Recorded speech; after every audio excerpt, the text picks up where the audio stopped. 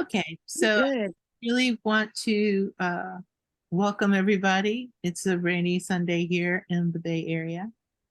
Desi says it's sunny where she is, but I'll try not to be too jealous about that. And my name is Samsarah Therese Morgan, and I'll talk more about myself a little later, but we are here to celebrate my new book, Steps to a Fearless Birth. Um, I'm just going to shake my head a little bit and get back into my body. Rainy days or days where I'm kind of floating around in the clouds. Um, Today is also the 44th birthday of my twin baby boys. So I'm full of emotion about that. Like I have middle-aged children, and they're lovely middle-aged children, and I'm very happy to have had them. And they are the catalyst for everything good in my life. So um, I want to acknowledge that. And they're the reason why I wanted to help other people have babies and all that good stuff. So I would love to take a moment, have everybody introduce yourselves and, who are you and how do you know me? And no one's had a chance to read this book yet because it's not in anybody's hands, which is why I love you even more for showing up. But we'll talk about it. And all like that. So let's just chat. Who who are you? Say hello. Who I wants can go first if you want. to? I'm Desi. I met Samsara at Occupy Oakland at the Children's Village, and she's just been such an inspiration since. And I helped her out a little bit with the book, with just designing it, and so I'm excited. Thank you. A lot. Forgive me for interrupting. I just got to say. You're welcome. Mhm. Who else would like to say something? Who's next? Oh, I'll hop in. Hello. Gosh, it's been forever since I've seen Desi, but I see some of your info sometimes, so looks like you're doing great. My name is Shakina. I've known Samsara forever and ever and ever and ever. We met through mutual friends. Oh my gosh, over 30 years ago now. So I've been here over 30 years. We've been hanging out ever since, and literally helped raise, in many ways, two generations of her family, more than second than the first, but been around forever. And um, we have a lots of history together. For a hot second, I was in the birth world, and long enough to realize that is not my world, but it's awesomely hers. And yeah, there's no one's in better hands than Samsara and her crew when it comes to the birthing community. So all that's supporting that. Thank you. I'll go next. Hi, everyone. Sorry I don't have my camera on. I'm a little discombobulated over here. It's Sunday and I'm getting ready for my children for their school week. But I am Davon Crawford. I am a doula and I serve, the greater Bay Area, but I am my business is here in Solano County. I'm a doula, I'm a mama, I'm a student midwife. I guess a full spectrum doula in the sense that I'm a community doula. And I've been knowing Mama Samsara for some years now. So I got started in 2018. That's when I first made my connections with her. I would come out to you had something at the park once, and I met you for the first time. Was so excited to meet you. Probably doing something with a book or something then, but I've known Mama Samsara to be a community doula, spreading knowledge, information, all of the things. And yeah, I've just been learning from her, sitting in spaces with her, and just honored to be here today. Thank you guys for having me. I'm excited about this for you. Oh, thank you, Pumpkin. I appreciate it. It's Absolutely. so nice to see all of your beautiful faces and all of these, lovely folks that I've met in different stages and phases of life. That's also a pleasure too. Dr. Liz, say some stuff. Aw. Hi, everyone. Everyone here is so wonderful. I'm so honored to join you today. I'm just here to celebrate everything it takes to conceive of, gestate, and give birth to a book, which I am also doing. So I'm in that shared creation journey with you. So I'm like just a few steps behind you, but and looking up to you, as I think all of us are, always looking up to you as a guide and a teacher and a bringer of the light to these places of darkness, of the things we're up against in this birth world. We're up against a lot, right? So we need each other. Yeah. So my work, I'm a researcher, scholar. Really, that's my world, is in the nitty-gritties of the knowledge creation experience. And I recently started a research and education consulting business to empower and uplift folks who are in the physiological birth space with the full armament of my capacities as a researcher, right? Like, how do we take back the evidence base and build our own way forward that isn't beholden to anyone else for permission or approval or even, a blessing. Like, no, we just take this whole thing back ourselves. That's the future I'm fighting for. So I'm really excited to join you all. And my scholarship is focused on the incredible, transformative, and paradigm shifting information I found in my research on pleasure and its experience and impact on birth itself. So I did a pretty big research study on that. So now I'm creating what comes next when you have that information. And so Samsarah was a big, huge helper, a proponent, and a collaborator in many ways on that study too. So I'm honored and thankful for everything she's contributed to me. So the least I can do is come snap it up and celebrate her book. Let's go. Thank you so much, Anne. I mean, I was just so happy to meet and know you, and so happy that somebody was wanting to talk about pleasure in birth, because that is not a usual topic of conversation for anyone, ever. And for me, having my children was incredibly pleasant. And I could see how people used to have 20 kids, partly because they didn't know how to not have 20 kids, and partly because there is a joy to the process, especially if you're not being talked down to, or you're not being scared, or you haven't been raised to be afraid of your body or to hate your body.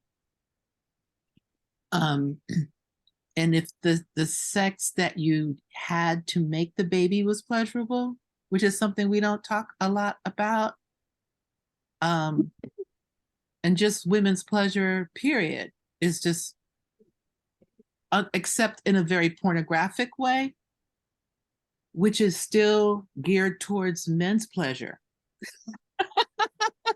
So we really are never talking about women just having their eyes roll back up into their head and seeing angels because what they're feeling is so powerful and amazing, and then having that Shakti happen that results in a pregnancy, right? People are not doing their babies like that. I'm speaking wildly generally. There's gonna be somebody like, I did it, and good, I'm glad you did. But the people who are out there talking and having babies are not. And and I'm also celebrating 44 years of me being a doula today, right? So in my journey of being a doula, I have watched women, birthing people, becoming more and more and more terrified about having a baby, and being more and more vulnerable to the folks in the white coats. And the problem with the folks in the white coats is that, especially in this country, they need to make money. So they're not being guided from a purely altruistic place. And the history of OBGYN in this country is replete with racism, sexism, xenophobia, you know. And so one of the things that that's popped into my mind, because I do go off on tangents, but this is not too bad of a tangent, is like if you get to read the writings of like the folks who came to this country with Columbus and his crew of killers, when they all came, everybody, they didn't have the internet then, so people had journals and they wrote. And so one of the things that you'll notice that they would make mention of is how easily the indigenous women or explorers exploring different European explorers going into different parts of the world, they would note how easily the women in those cultures gave birth. And they weren't doing it to praise them. It was part of their like loose nature that they liked. Like, ew. Ew, they enjoy giving birth. Like, ew, they enjoy sex so much. And that's one of the things that's been used to put down like women of color, poor women. It's like, why did the Irish immigrant mommy have 12 children? Oh, she's clearly a loose and lascivious, sex-liking person, which is like the worst thing you could be in the torqued patriarchal Christianity that was in people's heads at that time. And still to this day, right? You're supposed to look like you like sex, but not too much. So, all of that affects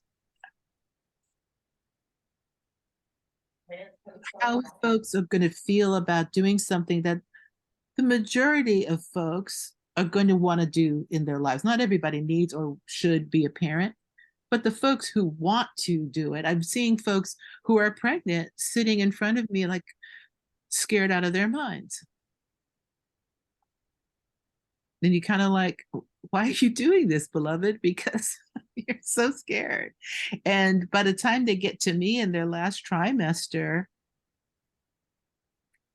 it's hard to deprogram all the stuff in your head about this. And if you didn't, most of my clients are heterosexual ladies. Most of my clients are folks who are they're married or they're in long-term committed relationships having babies. I take care of folks of all different resource level. But these are folks who want to be pregnant. And so I wanted to give a tool to folks before they got to me or some other wonderful kind doula. Very similar along the lines of Liz's work around looking at the fact that this does not have to be this excruciating process. And even if it is difficult, say you're having a baby with a little wonky head, it is painful. I mean, for sure, if you're having a posterior baby, that's going to be an owie. Although I've had clients birth posterior babies and you didn't even know until the kid came out, because the kid is posterior when the baby is born. When you're looking down between mama's legs, you see the baby looking up at you because the baby's staring up as opposed to looking forward. It's supposed to see the back of the head. You're looking down into cute baby eyes and you're like, hi, look at you coming out of there. So exciting. So I've had clients where we're like, we didn't know the baby was completely sunny side up until she was pushing the kid out and she did it. And we all were like, wow, bravissima. So I wanted to give a tool to people to hopefully before they were in their final trimester, to just start thinking and talking about what else this experience can be. And even if it is challenging, we can do hard things. We do hard things every day. Struggle to write books. We go to jobs. we do things that are challenging every day. Why is this the one thing that we need to be heavily medicated in order to do it? Why is that? And no shade on someone who feels that they do need medications in birth, and no shade on people who have medical things going on where it's a good idea. If you've been in labor for 3 days, having an epidural is probably a good idea to get some rest and then go on and have your vaginal birth. But the thinking is so geared towards what if something goes wrong? There is no room for what if everything is brilliant and right. So, you know, the word holistic has been so misused. I don't even want to use it anymore, but I'm going to use it because it's the word, you know, and birth is one of those things that captures everything in one thing. Birth can be bliss and birth can be hell simultaneously. And somewhere in the middle of that chaos, there's peace. And if you can get there, if you can get in the center of the storm, is still in the center of the storm. All around you is, and so many things are going on. Your brain is being changed forever. How you process so many things in your body gets changed forever. That can't happen without some import to it. Like you feel that. Religious folks have talked about feeling like, oh, it felt like God had me in his hands. God was squeezing me. Right? Now, if you believe in a God that loves you, being squozed by that God is amazing, but it's not torturous. Because the presence of whatever made us, whatever brought us here to do our thing on the planet Earth loves us. That's my belief system. But what would it be like to have the whole force of the universe hold you in its hand and squeeze you? I'm down with that. I think that's pretty accurate. I felt when I was having my sons, really the first joy that I had felt in my whole life. I had a severely abusive childhood. And I wanted them. So happy to be having babies. I really wanted them. And then I had wonderful childbirth education with very loving midwives who never said a fearful word to me. And after firing 3 OBs who all said fearful crap to me, I found the one OB that said positive, loving things to me. And so when it was time for when my body started this process to bring these babies out of me, there was 2 of them, I had all that love to fall back on. All that love from the midwives, all that admiration of the doctor. He was like, oh, you're so amazing. And that's what my little 19-year-old self needed, because I had never had that before from anybody. I did not have that from the father of the children that I was carrying. Right? So if I was all alone and feeling neglected and had no information about the process, and listening to the unhappiness of my ex-husband now, if that's all I had, I'm so sure that the experience would have been but it wasn't. And I find that that's the gift that I give to my clients as a doula. I lend them my confidence. That's how it gets to work. And I think that is how it has worked for human females for a very long time, which is why we evolved to go off together in groups when it was time to have a baby. And we would go gather together in groups and go off to the birthing spot of our people. And we'd come back with the baby, and then there'd be parties and festivities for days. Right? So my work and any doula's work is about trying to restore that village as much as humanly possible. We're not meant to be in a cold hospital bed alone with things beeping and bright lights when we do this. We, it's so far and away from how a baby should be welcomed into the world. So what do y'all think about what I just said? I'll say some more stuff, but I wanted to hear. I'm kind of, hey there, Kathleen. Kathleen just joined us.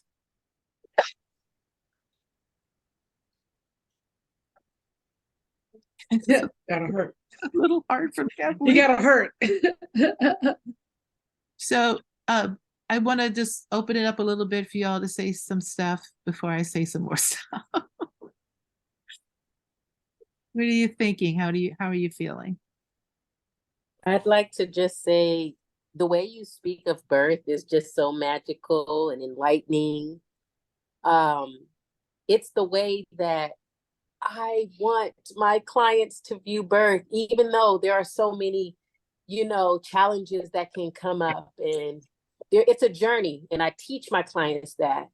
Mm-hmm. But if our overall arching view of birth was that, looking at it in that way, that it's a positive, it's a beautiful, it's an experience that would change your life, mm-hmm. then I think that does change the outcomes ultimately. Absolutely. I think that's the bottom line. The way we view birth changes our outcomes when we think about it differently.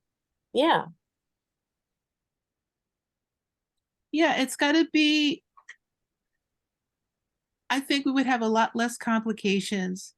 We would have a lot less problems if folks were expecting to have a magical experience. And so Yes.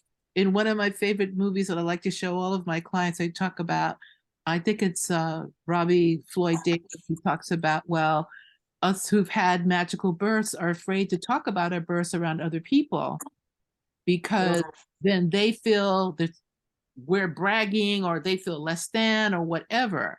And so the folks who had the magical birth experiences don't share. So then all we're left with is agony and misery. Mm-hmm. And so I'm glad that I always found a way to share my birth story in a way that worked for other people, but I also can't I can't be hung up on that, because there could be 50 people who feel less than, and then that one person in the back of the room who was like, oh God, thank you for saying that. And that's the person that I'm speaking to, that person in the back of the room who's trying to convince her family why she's not crazy because she wants to birth at home with the midwife. That's my client. I'm really moved by what you're sharing, because I think that, in my study over and over again, everyone was afraid to share the exquisite, delicious joy and euphoria that they had experienced in their birth and had never told anyone about it. And what had me study it was my own experience of it and my total clarity that I had such a magical, absolutely transformative peak experience of my life. Like the peakest peak experience of my life was having my first child. And that was reflected nowhere in my medical chart, and that it never would be. And any research that was ever done, right?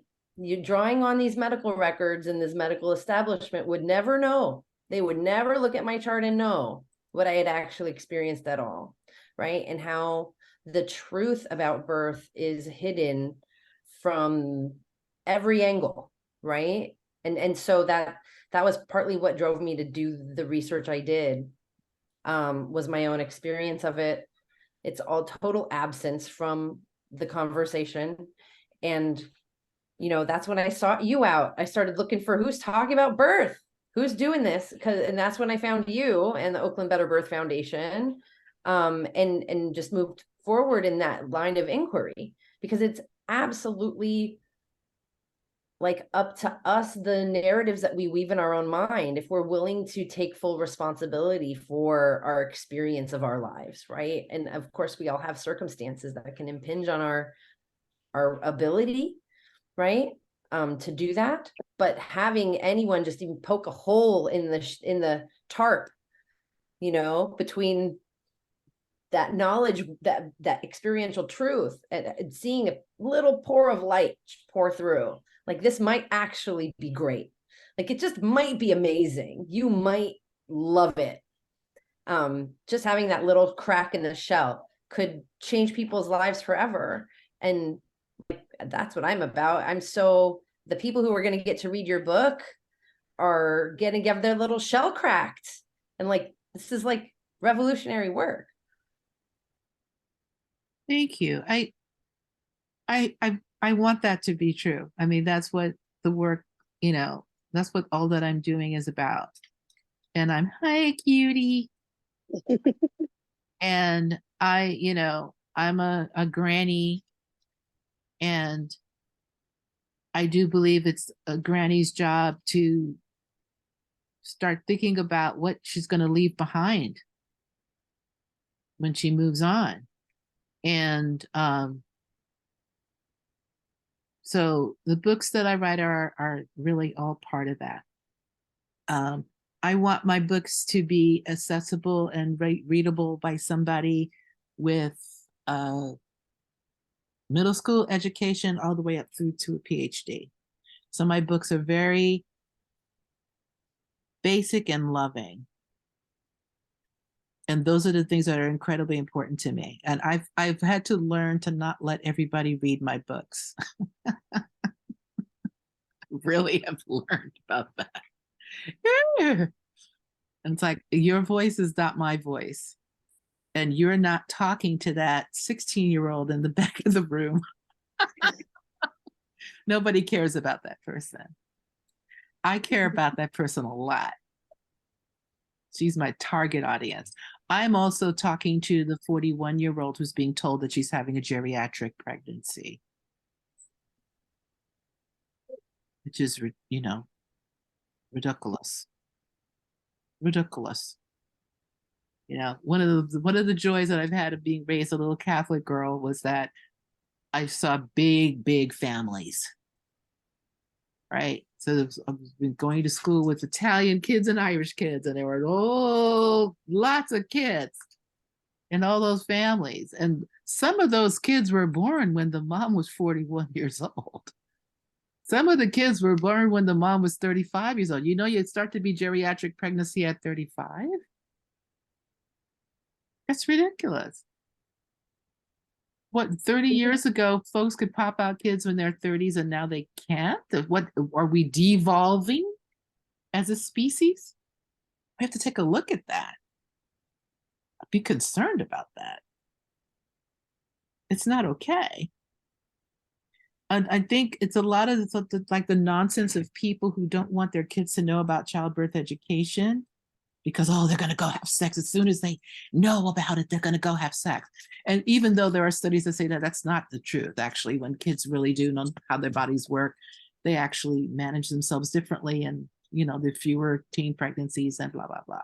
But we have this really dysfunctional Judeo-Christian thing where we're going to manage people with scaring them. I'm going to scare you and then you'll listen to me. It's perpetrator culture. It's rape culture.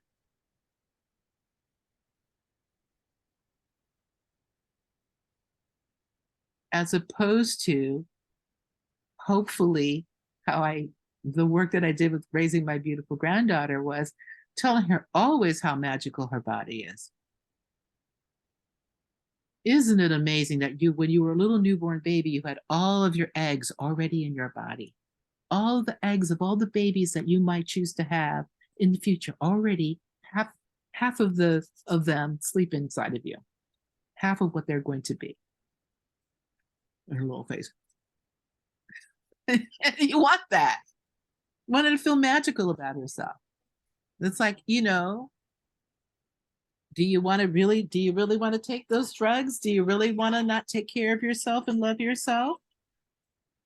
The thought of her magical self helps her make decisions for her life. I see it now. She's as a young woman and how she's managing her business so far with herself. She's very much in charge of Miss Jasmine's nobody's victim, which I am so proud of. She's the first female child in our family who's not been molested or abused in generations. She doesn't know what that looks like. She doesn't need to know. You know, she's got her things. We all have our things. But overall, as a young woman in the world, I wish I had a better world for her. But I think she's going to kick it in the butt. She's going to do the best she can with it. And she is the captain of her little ship Jasmine. Right? So that's the gift that I want to give to as many people as I can share it with until I'm called to the happy birth worker hunting ground where I will help deliver the baby angels and all will be good because I will always want to be around birth. Any more things that you want to say to me, my good friends? I guess I'll say something just because it's crossed my mind. I'm child-free 41-year-old, and I've been terrified of birth my whole life. Like I knew that I didn't want to have a birth, and I knew that I hit an age where I decided I didn't want to have kids. But as I've gotten older, I still don't want to have a birth. But I would like to be a foster parent or an adoptive parent. Beautiful. But listening to you all talk, I think if I had been surrounded by people who used words like birth euphoria and about the pleasure of birth, I think that maybe things would have been different. I was raised by someone who was victimized by the patriarchy in all ways, medically and, molested as well. And so she doesn't have any good experiences to share, and she doesn't like to talk about them. So I never got to hear about anything associated with pleasure and happiness involving having a child. It never occurred to me that it was a possibility. And it wasn't until I met Samsarah and started learning from her, and it's just been tidbits here and there because, since I'm not ever planning to have children, I didn't consider it something that I need to know, but I would still read it from time to time. That I've been enlightened. And then working on your book a little bit, I learned a little bit more. So, I'm thankful now to listen to all of you speak about this. I still don't think that I'll have a child through my body. But it is good to know, because if I do end up having a child any other way, and that child is a girl, I want her to be raised in a way in which she's not terrified of this aspect. Thank you so much for sharing that. That is so, there's not one way to be a mother. And all the ways to be a mother are so life-changing and amazing. The process of finding your adopted child or fostering and loving many children coming through your home who need care. Yeah. I do believe in this very patriarchy that we live in. Like, those are the most important things that a person can do. And going back to how Indigenous folks think, there's nothing more important than what we do for our kids. They will be here when we're gone. Right? And so in this culture, everybody's so childish and afraid of death and trying to pretend like we won't ever die. And that's dangerous. That's dangerous. You know? Oh, I could lecture, but I'm not going to. Anybody else want to say Yeah, it? I'll jump in here. Been listening, and I really appreciate, Desi, what you said, because we have very different stories, but we have very similar stories in many of the things that you said. And Samsarah knows my story and my family and my birth story and all that. And I won't go into the details of all that, but I have been listening and thinking about, excuse me, I'm very aware of how the messages that I both did and didn't receive early in my life shaped the rest of my life in my parenting experience.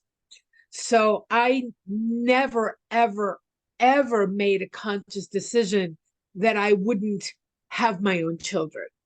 I fully expected that at some point in my life, I would be a biological mother. And the messages that I received in my early years, and I'm counting that through, my young adulthood, were very contradictory to any experience of birthing, of becoming a mother, of any of that as anything other than painful, difficult, scary, not something to look forward to, any of that. So whether I knew it or not, all of that was there. Yeah. And then that gets reinforced. And one of the things I was thinking about is, wouldn't it be wonderful, Samsarah, if in the process of this latest book getting out into the world, it somehow, through the connections, made its hands into the right, and I don't know who those people are, where those people are, but the right people, that these kinds of messages could get widely distributed in our media environments, because it's the media environments that reinforced all the messages that I had growing up. And so even though I never thought I wouldn't be a biological mother, and I was blessed as part of Samsarah's circle to be able to be parenting as an auntie through the the younger generations. I'm very much auntie, right? And I've had that parenting experience. At a certain point in my life, biologically, it was clear I wasn't going to be a parent biologically. And I went through enormous grief and therapy and process and all kinds of things around that understanding, that at a certain point, I'm like, that's not how my parenting will be. And a big part of it was because of all the messages of how afraid I was, both consciously and subconsciously, to go through that biological process. So, I applaud you, Samsarah, for this book, and I applaud all of you who are working in this environment to try and counter those messages. Maybe even eventually change those messages, but at the very least, like you say, the person in the back of the room, whether she's 16 or 41 or 50 or whatever, right? That person, those people who are waiting, even though they might not know it, for this kind of message and these kinds of support systems, like, yay, good for you to have that out there for people like the younger version of me that would have relished having that kind of information at a time when I could have done something about it. So yay. Thank you. And thank you, Desi, for be bravely kind of paving that part of the discussion, because that's hard to talk about too. I'm done. Thank you very much, Akina. And that is the definition of reproductive justice that I ascribe to, is one having the right to have children, the right to not have children, and the right to raise the children that you've raised, that you're raising in peace and abundance. That's reproductive justice, which we don't have any of that in this country. We don't have that. And so the information that birth can be joyful is, of course, not readily given, right? And there's a lot of energy around controlling women's fertility and controlling how it should look. And when we get permission to do it, and when you have the two-car garage house and the PhD, then maybe society says you can have a baby. But if you have the baby, you better, you go to the OB, and you're not taught anything about nutrition, and you're not told not one time how amazing and wonderful you are. And you're lucky if the doctor's medical staff will even congratulate you when you come in for your first appointment, like you're coming into. You're walking into an environment where we had a doctor tell one of our clients, pregnancy is a disease, and the cure is the birth of the child. Doctor at UCSF, African-American doctor said this to my African-American client. You can imagine how devastating that was. Luckily, she was my client and she'd been talking to me for a long time, and she was a tough lady. But that has to affect you. People in the white coats, their words affect you. So because some folks are afraid of getting sued, nobody can talk about a positive outcome. But what if I tell you it's going to be great and you don't like it and they sue me? For that reason, I'm not going to tell anybody that it could be great. And then we have a whole generation of doctors who've never seen a natural birth. Never. We helped a beautiful client recently give birth. UCSF. And the medical folks came to stare at her after the fact. I heard you had a natural birth. And they were kind and they were congratulatory, but she was like the rare specimen. You wanted to come touch her. We don't see that. There are hundreds of women going through that facility every day. That's not okay. So more and more we have left with the belief, the cultural belief, not even the biological belief. The cultural belief is that birth is just one of those things like Victorian housewives were told about sex. They weren't supposed to like it. Close your eyes and think of England. Do it for England. Because England needs more kids to put into wars. So close your eyes. It has not changed. It has not changed. So I do hope that the words that I put out there help in any way, shape, or form. I'm going to keep doing it. I can't say that I'm incredibly hopeful about it. I do know that things happen in cycles. So the healing of this cycle might probably happen once I'm already in the happy hunting ground, birthing angel babies. But I'll know about it there and I'll be very happy for everybody. But right now, I don't know. Because right now we really seem to be in this big technological wheel where folks are like, well, if it's technological, it's better. And birth is not one of those things. There may be some things that technology can totally help us with. And I'm not a technophobe. Here I am talking to you on Zoom, blah, blah, blah. Right? But there's places where that will do great and serve humanity. And there's some places where it will not. And now here we are in a country where this country loses the most mamas and babies in childbirth. And these are not women birthing under, banyan trees or in huts. The women under the banyan trees and the huts are doing better.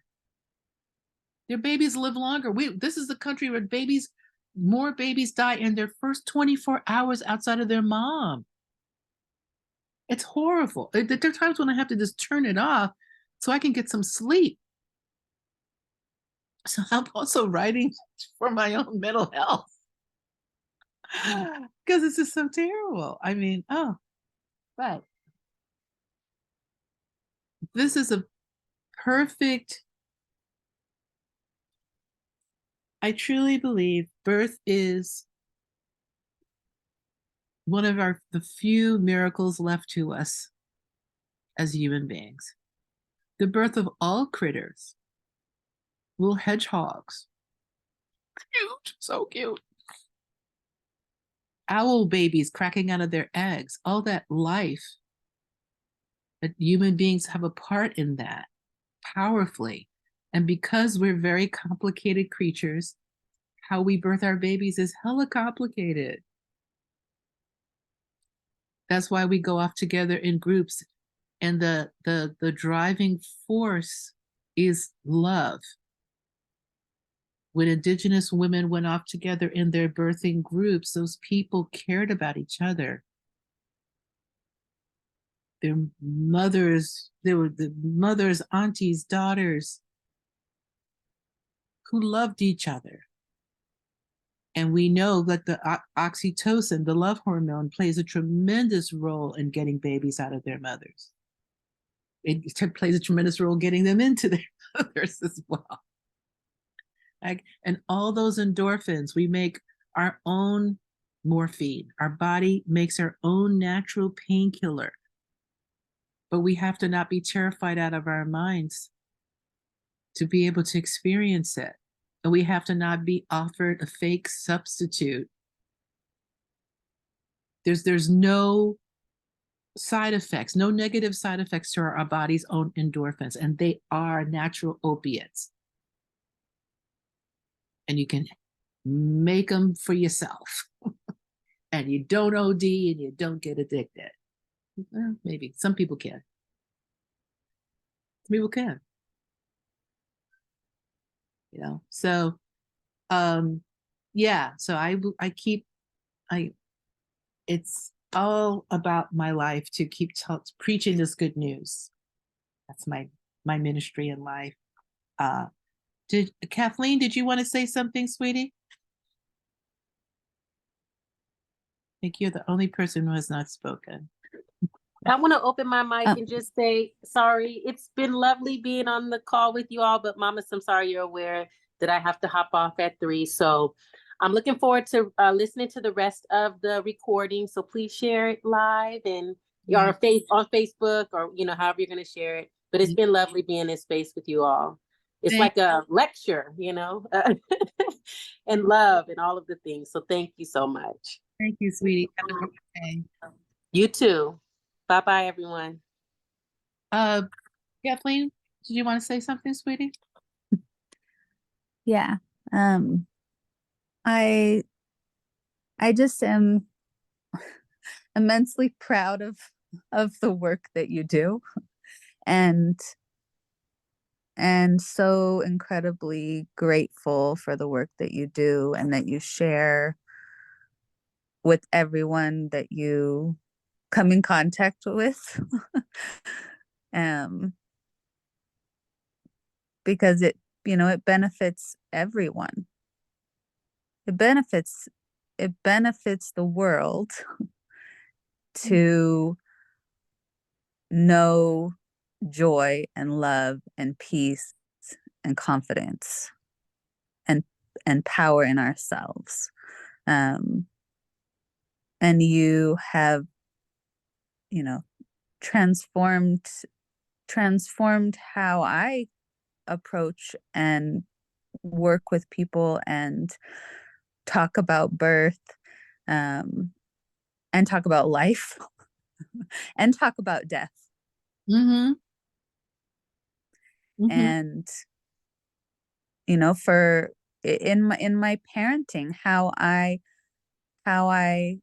interact with my children around reproductive justice and their friends, and encourage them to be informed and empowered no matter any of the choices that they make. And so having additional resources, having another book from you helps with that, helps with navigating the hard things that are in the world. Having some guidance. I appreciate having an elder who has wisdom and shares that wisdom with everyone openly, because I need that. we all need that. And I'm really excited to be able to have another book to share with clients, to share with friends, to help people. It's like I run into people, how birthy people are. We run into somebody in Goodwill. Lady at the Walmart, exactly. And the way that I approach and engage with said person, like, you impact how I engage with them.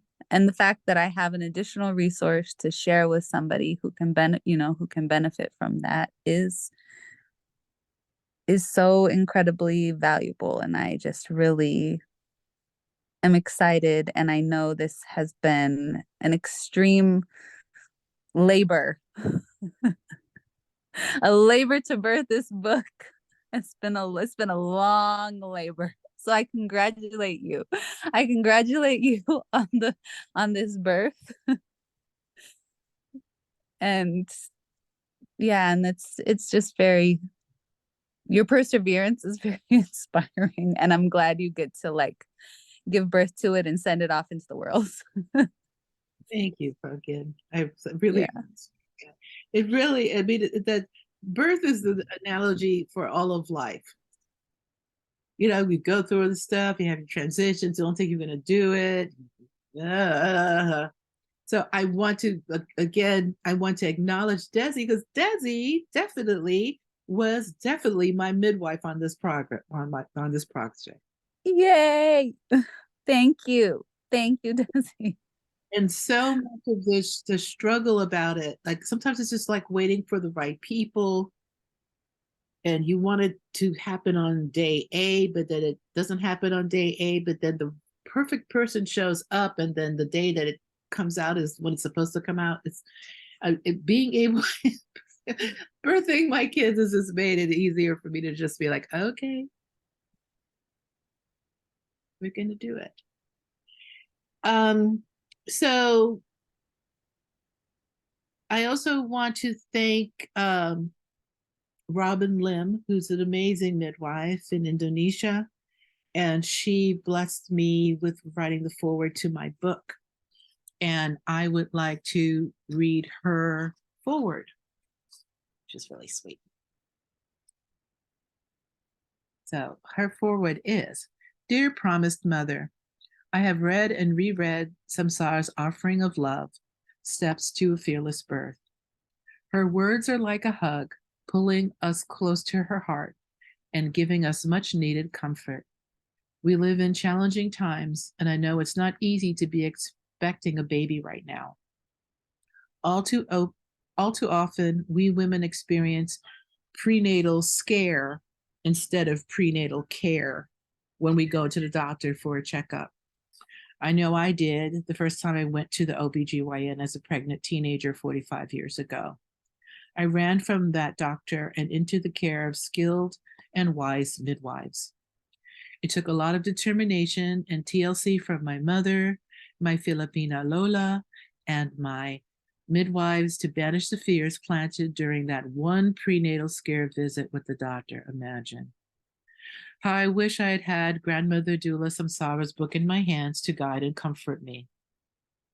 Reading Samsarah's words, I felt like I was sitting across the kitchen table from her, and she was pouring me a fragrant cup of tea and giving me warm cookies.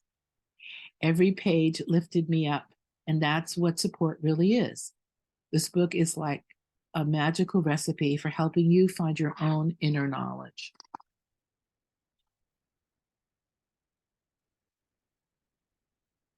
Promised Mother, thank you for bringing this baby, this gift, earthside. We got you. We believe in you. Love, Ibu Robin, Grandma Midwife in Bali, written in 2020.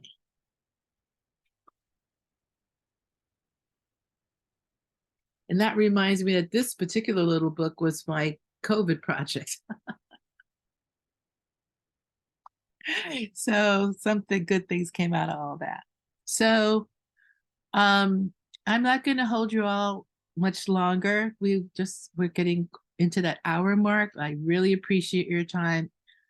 My heart really needed to hear the good things that were said about me today because I was having one of those poo-poo on Samsarah days. So I'm really happy to hear nice things. I do send this book out as a blessing, and just be with me in a moment as I take a deep breath, give thanks to the universe for putting the words in my mind and in my heart. Thank you for all those who stepped up to help me, the design and the technical support from my beautiful friend Desi. It may be a gift to mamas and daddies and birthing people and communities. That is my clearest and best intention. That it bless anyone who reads it with information that will help them to birth not only their babies, but birth their own lives in love and light. All right, good friends. Congratulations again, my dear. Good job. Thank you, thank you, thank you. So this is going to be on our Oakland Better Birth Foundation's YouTube channel, Better Birth TV. It'll be there eventually, and it'll have the links and stuff for purchase people who want to buy it. If you all know poor folks, be in touch with me because I'm going to ask Desi to make a PDF for me of the book so that I can give it to folks who are financially challenged, because I don't want anybody. I'm not a good capitalist, so if you know folks who are in need of the information and they don't have the money, I don't want them to not have it. I think that's criminal. So I will be happy to do that. But if folks can buy it, they can buy it off of Amazon. If they don't want to buy it off of Amazon, they can contact me and I can sell it to them directly, because I appreciate and understand the issues with buying from Amazon. But there they are. And, we're being holistic. I love you all so much. I love how the perfect people showed up again to be in the circle with me. And I want to wish happy birthday to my beautiful twin, precious firstborn children. And love to all of y'all who are parenting, and love to all of y'all who are parenting yourselves or parenting partners, loving partners. So have a wonderful rest of your birthday boy day. I'm gonna have Bye, everybody. Bye. Bye. Thank you. Have a nice Blessings day. and love to you, Mammissi. Bye. Bye. Bye.